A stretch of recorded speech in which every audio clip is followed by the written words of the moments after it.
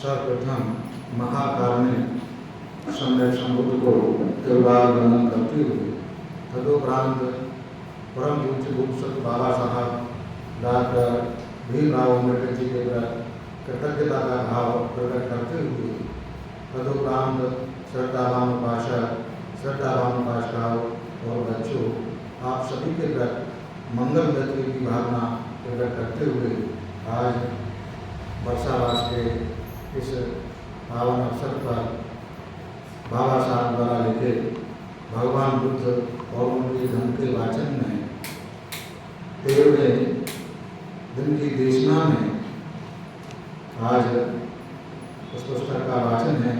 उसमें जो तृतीय खंड का तीसरा भाग है उसका वाचन, द्वितीय खंड का 8वां भाग है उसका वाचन चलेगा। उससे पहले 7वें भाग में बाबा साहब ने जो सबसे ज़्यादा बाबा साहब को भगवान बुद्ध का धर्म को प्रेरणा मिली उसके कारण वही थे जो अभी द्वितीय खंड में दिया।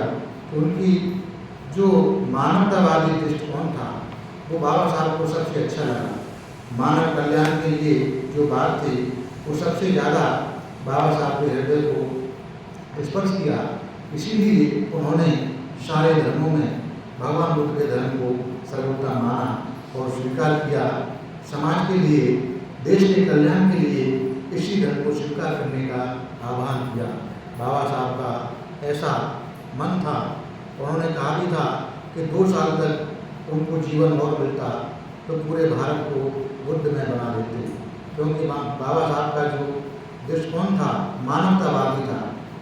ये तो हम लोगों का कह सकते हैं दुर्भाग्य है, वो उतना समय नहीं जी पाए। तो हम लोग जो बुद्धमय भारत का सपना है बाबा साहब ने देखा था, उसके क्षेत्र में प्रयास करने के लिए आज मौजूद हैं। तो हमें अपने हर संभव प्रयास को करना चाहिए, उनके कारवां को बढ़ाने के लिए जो कर सकते हैं, जितना कर सकते हैं उतना करने का काम करें। तो कल उस दिन हमने द्वितीय खंड का 8वां भाग 13वें दिन में बाबा साहब यहाँ लिखते हैं कि भगवान बुद्ध द्वारा पतितों तथा अपराधियों की धर्म दीक्षा के बारे में बाबा साहब ने यहाँ लिखा है। एक आवारा की धर्म दीक्षा। उस समय राजगृह में एक अत्यंत असंयत आदमी रहता था जो न अपने माता पिता का आदर करता था, न बड़े गुणों का, न दूसरे ही लोगों का। जब भी उससे कोई पाप कर हो जाता तो वह सूर्य, चंद्रमा तथा अग्नि देवता को ही पूजा करता था ताकि उसे पुण्य लाभ हो सके और वह अपने में मस्त रहे। 3 साल तक लगातार पूजा और बलिदान आदि में इतना शारीरिक कष्ट उठाने पर भी उसे किसी प्रकार की शांति नहीं मिली।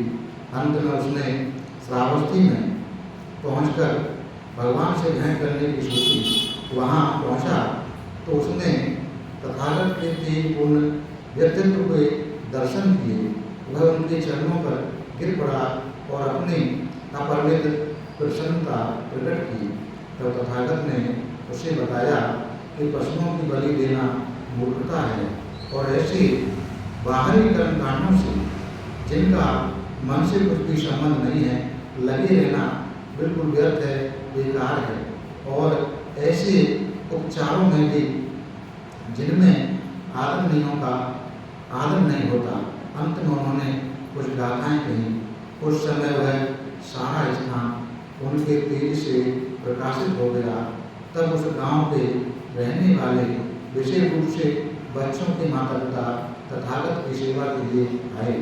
बच्चों के माता पिता को देखकर और उन्होंने अपने बच्चों के बारे में जो कुछ बताया उसे सुनकर तथागत मुस्कुराए और गाथाएँ कहीं कि श्रेष्ठ आदमी ईर्षा से सर्वदा मुक्त होता है, उसका दिमाग खुला होता है, वह खुले प्रकाश युक्त स्थान पर ही रहता है। यदि कभी उस पर कोई मुसीबत भी आ पड़ती है तो वह घबराता नहीं। विचलित नहीं होता है।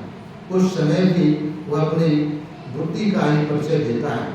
श्रेष्ठ आदमी सांसारिक बातों से सरोकार नहीं रखता। वह न धन की इच्छा रखता है, न संतान की, न जगह जमीन की।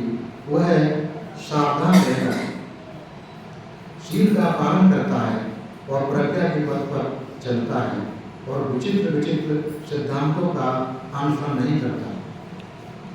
श्रेष्ठ आदमी अनित्यता के रूप को भली प्रकार समझकर, यह जानकर यह संसार बालू में जले वृक्ष के समान है, अपने अस्थिर चित्त मित्र को स्थिरता के पथ पर और अपने अपवित्रशील मित्र को पवित्रता के पथ पर लाने का पूरा प्रयास करता रहता है।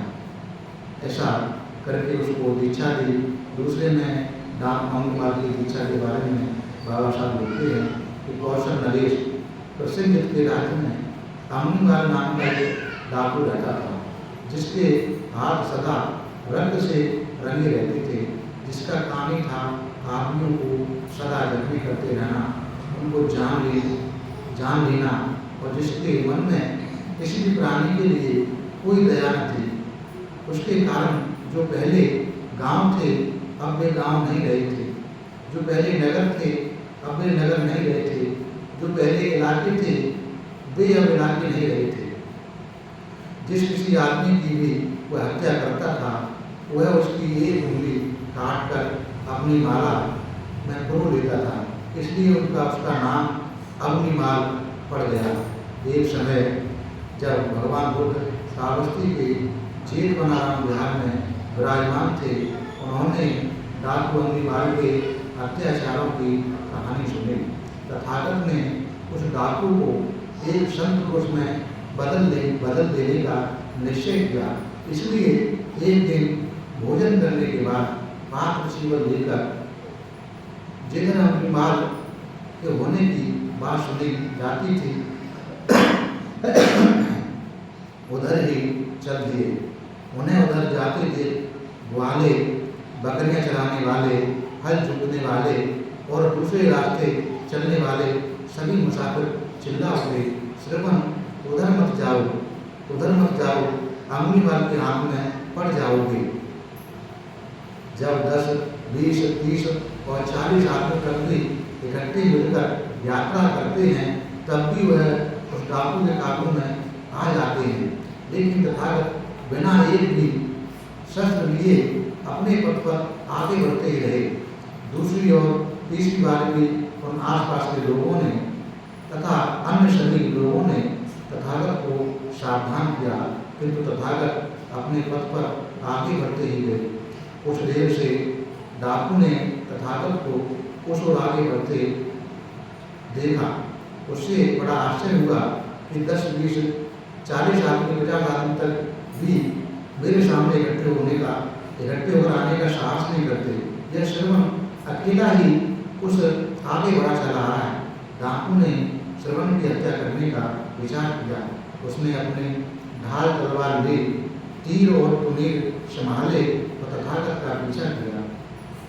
तथागत स्वाभाविक गति से आगे बढ़े चले जा रहे थे, किंतु डाकू अपने पूरे जोर से उनका पीछा करने पर भी उनको पकड़ नहीं पा रहे थे। डाकू ने सोचा कि यह विचित्र बात है, यह अद्भुत बात है।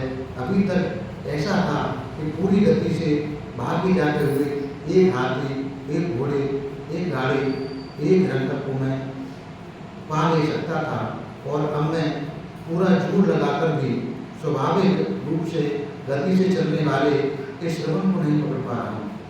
तो वह रुक गया और उसने चिल्लाकर तथागत को भी कहा, रुको। जब दोनों मिले, तथागत ने कहा, अग्निमाल, मैं तो रुका हूँ, अब तू भी पाप कर्म से रुक जा। मैं इसलिए यहाँ तक आया हूँ कि तू भी सतपथ का अनुगामी बन जाए। तेरे अंदर का कुशल अभी मरा नहीं है। यदि तू इससे केवल एक अवसर देगा तो तुम्हारी काया पलट देगा। अग्निमाल पर तथागत के वचनों का बड़ा प्रभाव पड़ा। बोला, आखिर इस मुनि ने मुझे जीत ही लिया और अब जब आपकी दिव्यवाणी मुझे हमेशा के लिए पाप रहित होने को कह रही है तो मैं इस अनुशासन को स्वीकार करने के लिए तैयार हूँ। अम्बरीमाल ने अपने गले में से उंगलियों की माला उतार कर दूर फेंक दी और तथागत के चरणों पर गिरकर धर्म दीक्षा की याचना की। देवताओं और मनुष्यों के शास्त्रा तथागत बोले, बिच्छू आ जाओ, और अम्बरीमाल उसी समय भगवान ने बिच्छू बना दिया। बिच्छू अम्बरीमाल को अपना अनुचर बनाकर तथागत श्रावस्ती के जेतवनाराम को वापस लौट गए। ठीक उसी समय राजा प्रसेनजित के महल से आंगन में एक भारी भीड़ चिल्ला चिल्ला कर राजा से कह रही थी कि तुम्हारे राज्य में जो अम्बरीमाल डाकू है वह बहुत अत्याचार कर रहा है, जुल्म ढा रहा है, निर्दोष लोगों को जान से मार रहा है और उन्हें जख्मी बना रहा है। जिन लोगों को वह जान से मारता है उनकी उंगलियां काट कर वह माला में तोड़ लेता है और उसे अभिमानपूर्वक धारण करता है। महाराज उसका दमन करें। प्रसेनजित ने उसका मूल उच्छेद कर डालने का भरोसा दिया, लेकिन वह कुछ भी कर सकने में असमर्थ रहा। एक दिन राजा प्रसेनजित तथागत के दर्शन के लिए जेतवन गया। तथागत ने प्रश्न किया, राजन, क्या मगध के नरेश सैनिक बिंबिसार के साथ मामला कुछ गड़बड़ा गया है या वैशाली के लक्ष्मियों के साथ अथवा किसी अन्य विरोधी की शक्ति के साथ कुछ अनबन हो गई है? तो प्रसेनजित कहता है, भगवान, इस प्रकार की कोई बात नहीं है, किंतु मेरे राज्य में अम्बरीमाल नाम का एक डाकू रहता है जो मेरी प्रजा को बहुत कष्ट दे रहा है। मैं उसका दमन करना चाहता हूँ, लेकिन मैं असमर्थ से डूबा हूँ। तो भगवान कहते हैं, राजन, यदि आप उसे देखें कि अम्बरीमाल के दाढ़ी मुड़े हुए हैं, उसने काषाय वस्त्र धारण कर लिए, वो एक बिच्छू है, न वो किसी को मारता है, न चोरी करता है, न झूठ बोलता है, एकाहारी है और श्रेष्ठ जीवन व्यतीत करता है, तो आप उससे कैसा व्यवहार करेंगे? भगवान, या तो मैं उसे अभिवादन करूंगा या उसके आगमन पर खड़ा हो जाऊंगा और उसे बैठने का निमंत्रण दूंगा या उसे चीवर तथा बिच्छू की अन्य आवश्यकताएं स्वीकार करने के लिए प्रार्थना करूंगा, अथवा मैं उसकी रक्षा सुरक्षा की व्यवस्था करूंगा जिसका वह अधिकारी है। लेकिन इतना दुष्ट और इतना पतित कैसे शीलवान हो सकता है? उस समय बिच्छू अम्बरीमाल भगवान से ना तो ज़्यादा दूर था। भगवान ने अपना दाहिना हाथ निकाला और उसको संकेत करके कहा, राजन, यह अम्बरीमाल है। राजा ने यह देखा तो जैसे गूंगा हो गया, उसके रोंगटे खड़े हो गए। यह देखकर तथागत ने कहा, राजन, भयभीत मत होएं, यहाँ भय का कोई कारण नहीं है। राजा का भय और घबराहट दूर हुई तो वह अम्बरीमाल के पास गया और बोला, पूज्यवर, क्या आप सचमुच अम्बरीमाल हैं? राजन, हाँ। आपके पिता का गोत्र क्या है? आपकी माता का क्या गोत्र है? तब वो बताता है, अम्बरीमाल, राजन, मेरे पिता गार्ग थे और मेरी माता मैत्रायणी थी। गार्ग मैत्रायणी पुत्र प्रसन्न हो, मैं अब से आपकी सब आवश्यकताएं पूरी करूंगा, ऐसा राजा प्रसेनजित ने कहा। उस समय अम्बरीमाल ने व्रत ले लिया था तो वह अरण्य में ही रहेगा, भिक्षा पर ही व्यवहार करेगा और 3 से अधिक चीवरों का व्यवहार नहीं करेगा। और मैं 3 चीवर भी 5 कुलित होंगे, अर्थात पूरे कचरे के ढेर पर पड़े मिले हुए कपड़े से बंधे हुए होंगे। उसने यह कहकर उसके 3 चीवर उसके पास हैं, राजा का निमंत्रण अस्वीकार कर दिया। तब राजा भगवान के पास गया और अभिवादन पर झुकने के बाद में एक ओर बैठकर बोला, भगवान, यह आश्चर्य है, यह अद्भुत है। आप जंगली को पालतू बना लेते हैं, अदांत को दांत कर देते हैं, अशांत को शांत कर देते हैं, यही है जिसे मैं लाठी तलवार से बचना नहीं कर सका, लेकिन भगवान उसे आपने बिना किसी लाठी तलवार के बस में कर लिया। भगवान अब मैं आपसे विदा मांगता हूँ, मुझे बहुत से अधिक कार्य हैं। तो भगवान कहते हैं कि आप जिसका समय समझें वैसा करें। तब राजा प्रसन्नचित्त अपने स्थान से उठा और अत्यंत विनम्रतापूर्वक अभिवादन कर विदा हुआ। एक दिन जब पात्र जीवन धारण किए अम्बेमाल श्रावस्ती में भिक्षाटन कर रहे थे, एक आदमी ने उसके सिर पर डेला फेंक कर मारा, दूसरे ने एक डंडा फेंक कर मारा, तीसरे ने एक ठीकरा फेंक कर मारा। सिर से रक्त बहने लगा, भिक्षा पात्र टूट गया, वस्त्र फट गए। ऐसी अवस्था में अम्बेमाल भगवान बुद्ध के पास पहुंचे।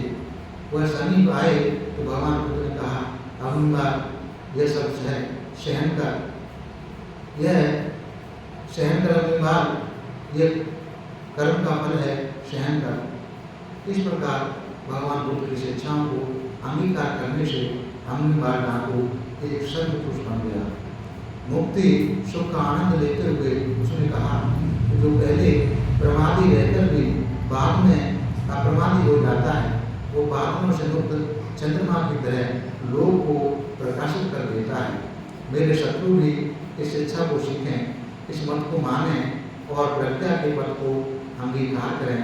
मेरे शत्रु भी समय रहते मैत्री, विनम्रता और क्षमाशीलता की शिक्षा ग्रहण करें, वे उसके अनुसार आचरण करें। अम्बेमाल के रूप में मैं पतोन्मुख था, मेरी अधोगति थी, मैं धारा के नीचे की ओर बहा जा रहा था। तथागत ने मुझे स्थल पर लाकर खड़ा कर दिया। अम्बेमाल के रूप में मेरे हाथ खून से रंगे हुए थे, अब मैं संपूर्ण रूप से मुक्त हूँ। ऐसे अम्बेमाल के शब्द थे। तो बाबा साहब यहाँ दूसरे अपराधियों के बारे में, दीक्षा के बारे में लिखते हैं कि राजगृह के दक्षिण की ओर एक बड़ा पर्वत था। नगर कोई 75 मील, नगर से कोई 75 मील इस पर्वत में से होकर एक दर्रा जाता था, बड़ा गहरा और बड़ा सूना। दक्षिण भारत का रास्ता इसी दर्रे में से होकर गुजरता था। इस तंग दर्रे में 500 डाकू रहते थे, जो इस दर्रे में से गुजरने वाले राहगीरों को लूट मार करते थे। राजा ने उनका दमन करने के लिए सेना भेजी, लेकिन हर सेना हर बार वे बचकर निकलते थे। सेना वापस लौटती थी, क्योंकि बुद्ध उस स्थान से दूर नहीं थे। इसलिए उन्होंने उन लोगों की स्थिति पर विचार किया। उन्होंने सोचा ये लोग यह भी नहीं जानते कि इनका आचरण दुराचरण है। यद्यपि इन्हीं जैसे लोगों को शिक्षित करने के लिए मैंने अपना जन्म धारण किया है, तब भी न तो इन लोगों से मुझे देखा है, न मेरी किसी की सुनी है। तथागत ने उनके पास पहुँचने का निश्चय किया।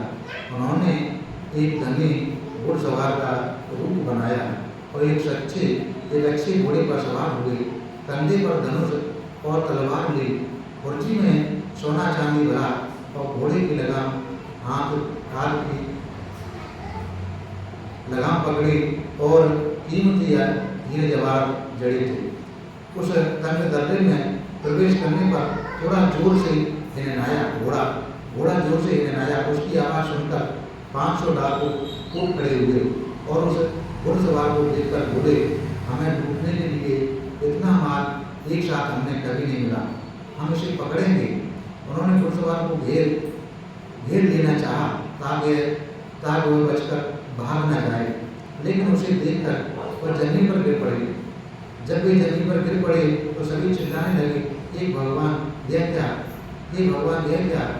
तब उस घुड़सवार ने उन्हें समझाया, इस दुख के मुकाबले में जो सारे संसार को घेरे हुए है, तुम जो दूसरों को तो देते हो और स्वयं उठाते कुछ नहीं। और इसी प्रकार अश्रद्धा और संदेह की चोट के सामने वह चोट जो स्वयं खाते हो और दूसरों को पहुँचाते हो, वह कुछ भी नहीं है। धर्म देशना के प्रति पूरी एकाग्रता ही इन जख्मों को भर सकती है। मानसिक दुख के समान कोई जख्म नहीं है, मूर्खता के समान कोई चुभने वाला तीर नहीं है। धर्म शिक्षा ही इनकी चिकित्सा है। इसी से अंधों को आँख मिलती है, अज्ञानियों को ज्ञान मिलता है। आदमी इसी प्रकार के पीछे पीछे चलते हैं जैसे अंधों को आँख मिल जाए। इससे अश्रद्धा का नाश होता है और मानसिक दुख को दूर करती है। इससे प्रीति प्राप्त होती है और यह विमल प्रज्ञा उसी को प्राप्त होती है जो ध्यान से धर्म उपदेश सुनता है। जिसने अपने अधिक पुण्य प्राप्त किए हैं वही इस पद का अधिकारी होता है। यह सुना तो डाकुओं ने अपने दुष्कर्मों पर पश्चाताप किया और उनके शरीर में जो तीर लगे थे वे अपने आप निकल आए और उनके जख्म भर गए, वे सारू बन गए, उन्हें शांति प्राप्त हो गई। ऐसा बाबा साहब ने लिखा। अगली बार में पुराने समय में बाबा साहब लिखते हैं, पुराने समय में भगवान बुद्ध राजगृह से कोई 250 मील दूरी पर पर्वतों से भरे एक प्रदेश में रहते थे। इन पर्वतों में कोई 122 आदमियों का एक ग्रुप रहता था जो जानवरों को मारकर उनके मांस से ही अपना काम चलाता था। बुद्ध वहाँ पहुँचते हैं और जिस समय पुरुष बाहर शिकार खेलने गए हुए थे उनकी अनुपस्थिति में उनकी स्त्रियों को धर्म दीक्षित कर देते हैं। उसके बाद में वे कहते हैं जो दयावान है वह किसी प्राणी की हत्या नहीं करता, वह प्राणियों के जीवन को सुरक्षित करता है। धर्म अमर है, जो धर्म के अनुसार आचरण करता है उसे किसी आपत्ति का सामना नहीं करना पड़ता। विनम्रता, सांसारिक भोगों के प्रति उपेक्षा, किसी को कष्ट न पहुंचाना, किसी को क्रोध न करना, यह ब्रह्मलोकवासियों के लक्षण हैं। दुर्बलों के प्रति सदा मैत्री, बुद्ध की शिक्षा के अनुसार निर्मलता, पर्याप्त खा चुकने पर भोजन की मात्रा की जानकारी, यह सब बार बार जन्म लेने और मरने के छूटने के साधन हैं। इन बुद्ध वचनों को सुनकर स्त्रियां अपने घर वालों की अनुपस्थिति में ही बुद्ध के धर्म में दीक्षित हो गई। जब उनके पुरुष लौटे तो वे बुद्ध को मार ही डालना चाहते थे, किंतु उनकी स्त्रियों ने उन्हें रोक लिया। बाद में मैत्री सूत्र के पदों की सुनकर वे भी धर्म में दीक्षित हो गए और तब भगवान बुद्ध ने ये पंक्तियाँ भी कहीं कि जो मैत्री भावना का अभ्यास करता है, उसके प्रति दयालु रहता है, उसके 11 लाभ होते हैं। उसका शरीर सदा सुखी रहता है, वह हमेशा मीठी नींद सोता है, उसका चित्त एकाग्र रहता है, उसे बुरे सपने नहीं आते, उसकी देवता भी रक्षा करते हैं, वो आदमियों का प्रिय होता है, उसे विषैले जानवरों का खतरा नहीं होता, वह युद्ध कष्ट से बचा रहता है, अग्नि या जल से उसकी हानि नहीं होती। वह जहाँ भी जाता है, जहाँ भी रहता है, अपने काम में सफल होता है और मरने के बाद ब्रह्मलोकगामी होता है। ये 11 लाभ मैत्री से होते हैं, मैत्री भावना से होते हैं। इन वचनों का उपदेश ग्रहण कर चुकने पर स्त्रियाँ तथा पुरुषों ने सभी ने धर्म दीक्षा ग्रहण की, वे संघ में सम्मिलित हो गए और उन्होंने शांति लाभ प्राप्त किया। इस प्रकार बाबा साहब ने लिखा और द्वितीय खंड का ये 8वां भाग भी यहाँ समाप्त हुआ। बाबा साहब ने यहाँ जो बुरे रास्ते पर लगे हुए थे लोग, उनके दीक्षा के बारे में भगवान ने उनको भी सुधारा। जो जंगली जानवर का जीवन जी रहे थे उसके बारे में लिखा। अब तृतीय खंड यहाँ से शुरू होता है। तृतीय खंड में बाबा साहब लिखते हैं कि बुद्ध ने क्या सिखाया है। पहले भाग में है धर्म में तथागत का अपना क्या स्थान है। दूसरे भाग में है भगवान बुद्ध के धर्म के बारे में, विभिन्न प्रकार के मतों के बारे में। तीसरे बारे में कि धर्म क्या है। चौथे में अधर्म क्या है। पांचवें में सद्धर्म क्या है।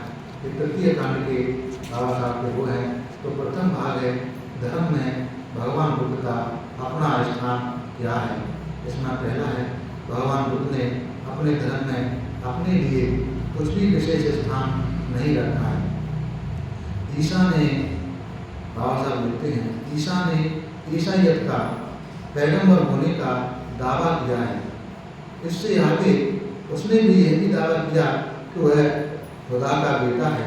ईसा ने यह भी कहा कि जब कोई आदमी यह न स्वीकार करे कि ईसा खुदा का बेटा है, तब तक उसकी मुक्ति हो ही नहीं सकती। इस प्रकार ईसा ने किसी भी ईसाई को मुक्ति के लिए अपने आप को ईश्वर का पैगंबर और बेटा मानने की शर्त अनिवार्य रखकर ईसाइयत में अपने लिए एक बहुत बड़ा खास स्थान, सुरक्षित स्थान रख लिया। इस्लाम के पैगंबर मोहम्मद साहब का दावा था कि वह खुदा द्वारा भेजे गए इस्लाम के पैगाम के नंबर हैं।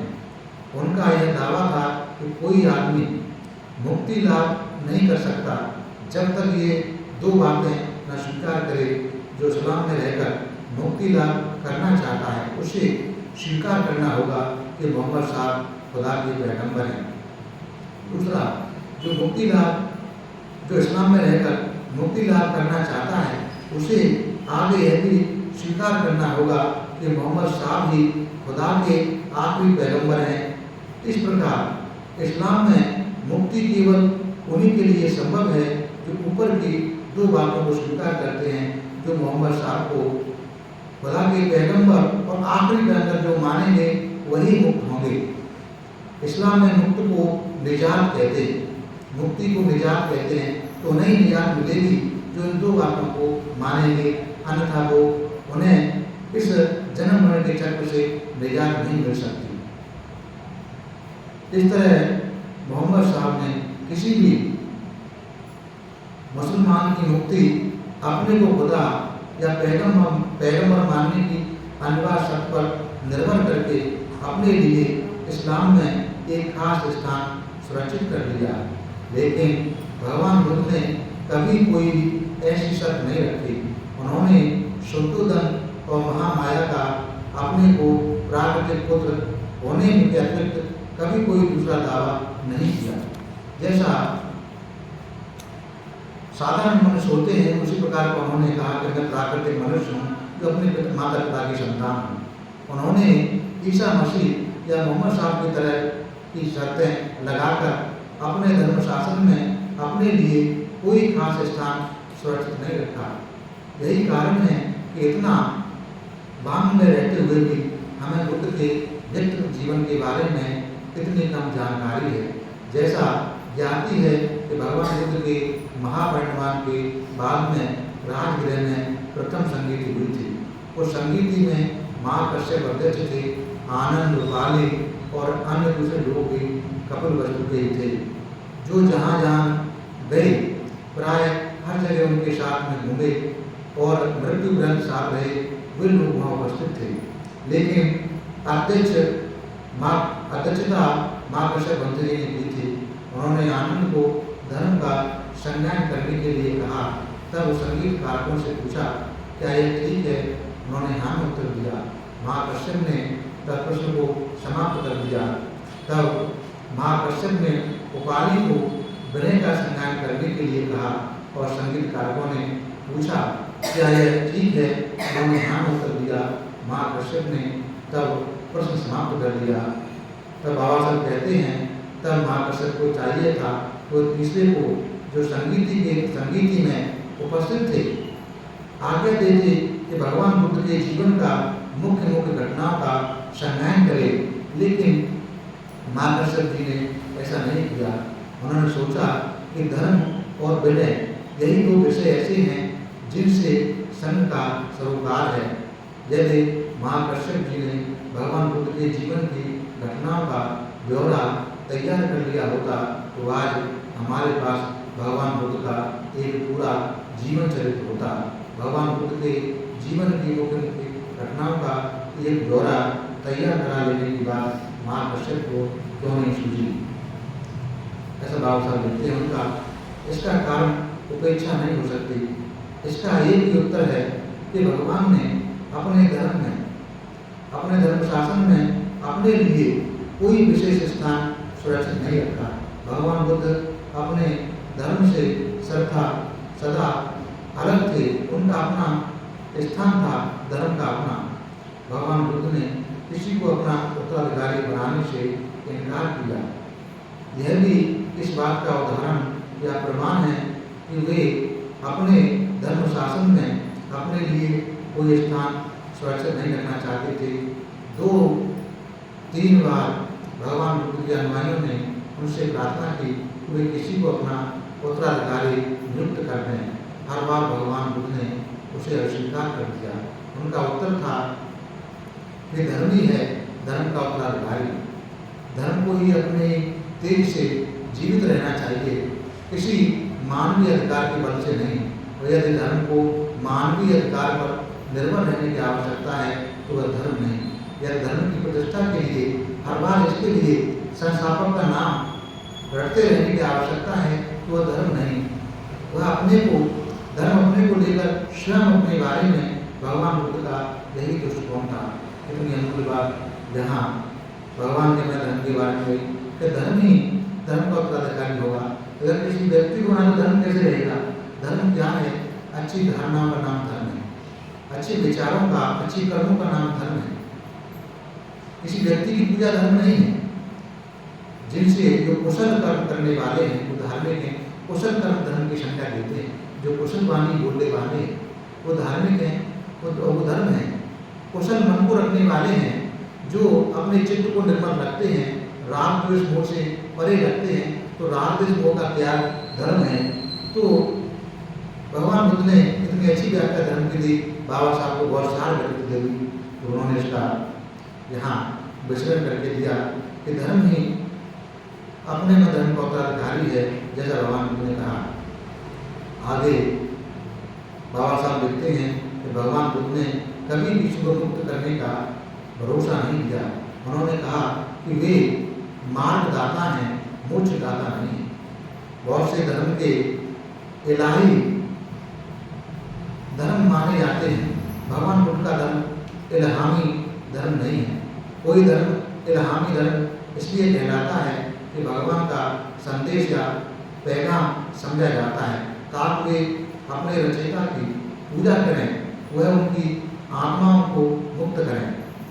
अक्सर यह पैगाम किसी चुने हुए व्यक्ति के द्वारा प्राप्त माना जाता है, जैसे जो पैगंबर कहलाते हैं, जिसे पैगाम प्राप्त होता है और जो फिर उस पैगाम को लोगों तक पहुंचाता है। यह पैगंबर का काम है, जो उसके धर्म पर ईमान लाने वालों को उनके लिए मोक्ष लाभ निश्चित करे। जो धर्म पर ईमान लाते हैं उनकी मुक्ति का मतलब है उनकी रूहों की निजात, ताकि वे अब दोजख में न जा सकें। लेकिन उनके लिए शर्त है उन्हें खुदा की हुक्मों की तामील करनी होगी और वह स्वीकार करना होगा कि पैगंबर खुदा का पैगंबर है। यहाँ ये शब्द दिए हैं कि दोजख माने नरक, निजात माने मुक्ति, रूह माने आत्मा हिंदुओं के हिसाब से। तो पैगंबर ही मुक्ति का रास्ता बता सकता है। बुद्ध ने कभी भी अपने को खुदा का पैगंबर होने का दावा नहीं किया। यदि कभी किसी ने ऐसा समझा तो भगवान बुद्ध ने उसका खंडन किया। इससे भी बड़ी महत्वपूर्ण बात यह है कि भगवान बुद्ध का धर्म एक आविष्कार है, एक खोज है। इसलिए ऐसे किसी धर्म से जो इल्हामी कहे जाते हैं, इसका भेद पूरी तरह से स्पष्ट हो जाना चाहिए। भगवान बुद्ध का धर्म इन अर्थों में एक आविष्कार है या एक खोज है, क्योंकि वह पृथ्वी पर जो मानवीय जीवन है उसके गंभीर अध्ययन का परिणाम है और जिन स्वाभाविक प्रवृत्तियों को लेकर आदमी ने जन्म ग्रहण किया है उन्हें पूरी तरह समझ लेने का परिणाम है। और साथ ही उन प्रवृत्तियों को भी जिन्हें आदमी के इतिहास ने जन्म दिया है और जो अब इसके विनाश का कारण बनी हुई हैं। सभी पैगंबरों ने मुक्तिदाता होने का दावा किया है। भगवान बुद्ध ही एक ऐसे महापुरुष हुए हैं जिन्होंने इस प्रकार कोई दावा नहीं किया। उन्होंने मोक्षदाता को मार्गदाता से सर्वदा अलग रखा एक तो मोक्ष देने वाला, दूसरा उसका मार्ग देने वाला। भगवान बुद्ध केवल मार्गदाता थे। अपनी मुक्ति के लिए हर किसी को स्वयं अपने आप ही प्रयास करना होगा, ऐसा भगवान बुद्ध का कहना था। उन्होंने इस एक सूत्र में ब्राह्मण मोगल्लान को यह बात पूरी तरह से स्पष्ट कर दी थी। एक बार भगवान बुद्ध सावस्ती में मेघा माता के महल में पूर्वाराम में ठहरे हुए थे। उस समय ब्राह्मण मोगल्लान गणक तथागत के पास आया और कुशल क्षेम पूछकर एक ओर बैठ गया। इस प्रकार बैठकर ब्राह्मण मोगल्लान गणक ने तथागत से पूछा कि श्रवण गौतम, जिस प्रकार किसी भी आदमी को इस महल का परिणय क्रम से प्राप्त होता है, एक क्रम के अनुसार एक के बाद दूसरा, यहाँ तक कि आदमी ऊपर की पंक्ति, ऊपर की अंतिम सीढ़ी तक जा पहुँचता है, इसी प्रकार हम ब्राह्मणों का शिक्षा क्रम भी क्रमशः है, अर्थात हमारे वेदों के अध्ययन में श्रवण गौतम जैसे धनुर्विद्या, उसी प्रकार हम ब्राह्मणों में शिक्षा क्रमशः है। जैसे गणना में जब हम विद्यार्थियों को लेते हैं तो हम उसे गणना सिखाते हैं। 1 2 1 दूनी 2, 2 दूनी 4, इस प्रकार 3 तिया 9, 4 चौके 16, इसी प्रकार 100 तक। अब श्रवण गौतम, क्या आपके लिए भी यह संभव है कि आप ऐसे ही शिक्षण क्रम का परिचय दे सकें और जो क्रमशः हो और जिसके अनुसार आपके अनुयायी शिक्षा ग्रहण करते हों? तो भगवान बुद्ध कहते हैं, ब्राह्मण ऐसा ही है। ब्राह्मण एक चतुर अशुशिक्षक को किलो वह श्रेष्ठ बछड़े को हाथ में लेता है, सबसे पहले वह उसे मुंह में लगाम लगाकर उसे साधता है, फिर धीरे धीरे दूसरी बातें सिखाता है। इसी प्रकार एक ब्राह्मण जो शिक्षा कामी है, ऐसे आदमी को तथागत लेते हैं और सर्वप्रथम वही शिक्षा देते हैं कि पहले शीलवान रहो, प्राप्त मोक्ष के नियमों का पालन करो, सदाचार में दृढ़ हो जाओ, छोटे छोटे दोषों को भी बड़ा समझो, शिक्षा ग्रहण करो और विनय में पक्के हो जाओ। जब वह इस प्रथम शिक्षा में दृढ़ हो जाता है तो तथागत उसे अगला पाठ देते हैं कि श्रवण आओ, आँख से किसी रूप को देखकर उसके सामान्य स्वरूप को उसके गौरव से आकर्षित न हो, उस प्रवृत्ति पर काबू करो जो तृष्णा का परिणाम है, जो असंयत होकर चक्षु इंद्रिय से रूप देखने से उत्पन्न होती हैं। ये जो प्रवृत्तियाँ हैं, ये चित्त की अवसल अवस्थाएं आदमी पर बाढ़ की तरह काबू पा लेती हैं। चक्षु इंद्रियों को संयत करो, चक्षु इंद्रियों पर काबू रखो। इसी प्रकार दूसरी इंद्रियों के विषय में भी सावधान रहो। जब कुछ कान से कोई शब्द सुनो या नाक से कोई गंध सूंघो या जिह्वा सूंघो या जिह्वा से कोई चीज चखो या शरीर में से किसी का स्पर्श करो और जब तुम्हारे मन में तत्संबंधी संज्ञा पैदा हो तो उस वस्तु को सामान्य स्वरूप अथवा उसके गौरव से आकर्षित मत हो। जो ही वह उसका पूर्ण अभ्यास कर लेता है तो तथागत उसे अगला पाठ देते हैं, श्रवण आओ, भोजन के विषय में मात्राओं को जानो, न खेल के लिए, न मद के लिए, न शरीर को सजाने के लिए, बल्कि जब तक शरीर की स्थिति है तब तक उसे स्थिर बनाए रखने के लिए, बेहिंसा से बचे रहने के लिए तथा श्रेष्ठ जीवन व्यतीत करने के लिए भोजन ग्रहण करो। भोजन ग्रहण करते समय मन में विचार रहना चाहिए कि मैं पहले की वेदना का नाश करने जा रहा हूँ, नई वेदना उत्पन्न नहीं हो उसके लिए खा रहा हूँ। मेरी जीवन यात्रा निर्दोष होगी, सुखपूर्ण होगी, इसके लिए मैं भोजन ले रहा हूँ। ब्राह्मण जब भोजन के विषय में संयत हो जाता है तब तथागत उसे अगला पाठ पढ़ाते हैं, श्रवण आओ, जागरूक रहो, सत्यपठान का अभ्यास करो। दिन के समय चलते हुए या बैठे हुए अपने चित्त को मलों से परिशुद्ध करो। रात्रि के पहले पहर में भी चलते फिरते रहकर वह एक जगह बैठकर ऐसा करो। रात्रि के दूसरे पहर में सिंह संज्ञा से दाहिनी करवट लेट कर जाकर एक पैर को दूसरे पैर पांव रखे हुए जागरूक रहकर तथा सम्यक जानकारी से युक्त अप्रमाद रत रहो तथा तीसरे पैर में जागरूक रहते हुए बैठे बैठे अपने चित्त के मनों को परिशुद्ध करो। और ब्राह्मण जब वह जागरूकता का अभ्यासी हो जाता है तो तथागत उसे अगला पाठ देते हैं। श्रवण आओ जागरूक और स्मृति प्रस्थान से युक्त हो, आगे चलते हुए पीछे हटते हुए अपने आप को संयम करो, आगे देखते हुए पीछे देखते हुए झुकते हुए शिथिल होते हुए जीवन धारण करते हुए पात्र जीवन लेते हुए ले जाते हुए खाते हुए चबाते हुए चलते हुए सोच जाते हुए चलते हुए खड़े होते हुए बैठते हुए लेटते हुए सोते हुए जागते हुए बोलते हुए या मौन रहते हुए ठीक प्रकार से सम्यक प्रस्थान का जानकारी युक्त हो, सम्यक स्मृति मिली हुई उसका अभ्यास करो।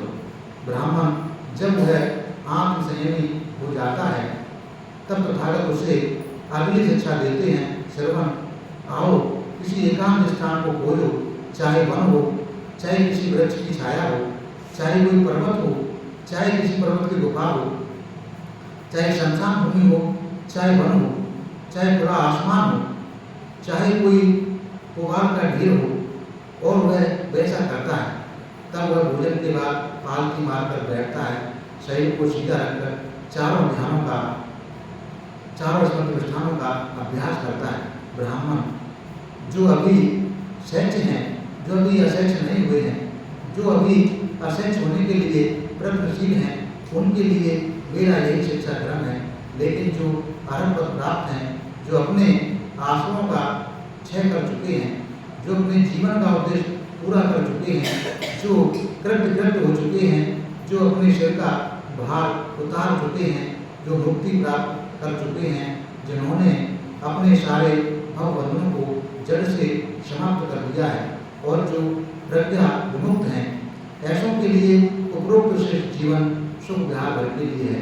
जो जागरूक जीवन आत्म संयम मात्र के लिए है। यह कहा जा चुका है कि ब्राह्मण मोगल्लान गणन ने तथागत से कहा, श्रवण गौतम मुझे यह तो बताए कि आप में सभी शिक्षक निर्वाण प्राप्त करते हैं अथवा कुछ नहीं कर पाते। ब्राह्मण इस क्रम से शिक्षित मेरे कुछ श्रावक निर्वाण प्राप्त कर लेते हैं, कुछ प्राप्त नहीं कर पाते।